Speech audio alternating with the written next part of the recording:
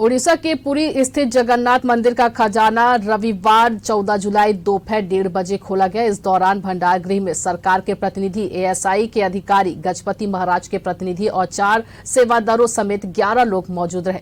पुरी मंदिर के मुख्य प्रशासक अरविंद पीढ़ी ने बताया कि आउटर रत्न भंडार का सामान लकड़ी के 6 बक्सों में शिफ्ट करके सील कर दिया गया, लेकिन इनर रत्न भंडार का सामान शिफ्ट नहीं किया जा सका। अब यह काम बहुड़ा यात्रा और सुना वेशा के बाद किया जाएगा। रत्न भंडार में भगवान जगन्नाथ को चढ़ाए गए बहुमूल्य सोने और हीरे के आभूषण हैं।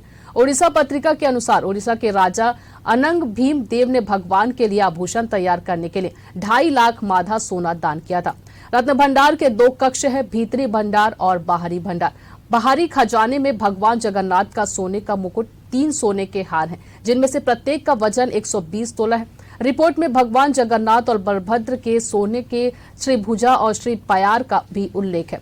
इस बीच आंतरिक खजाने में करीब 74 सोने के आभूषण हैं, जिनमें से प्रत्येक का वजन 100 तोला से अधिक है। रिपोर्ट में कहा गया है कि सोने, हीरे, मूंगा और मोतियों से बनी प्लेटें हैं। इसके अलावा 140 से ज्यादा चांदी के आभूषण को भी खजाने में रखा गया है।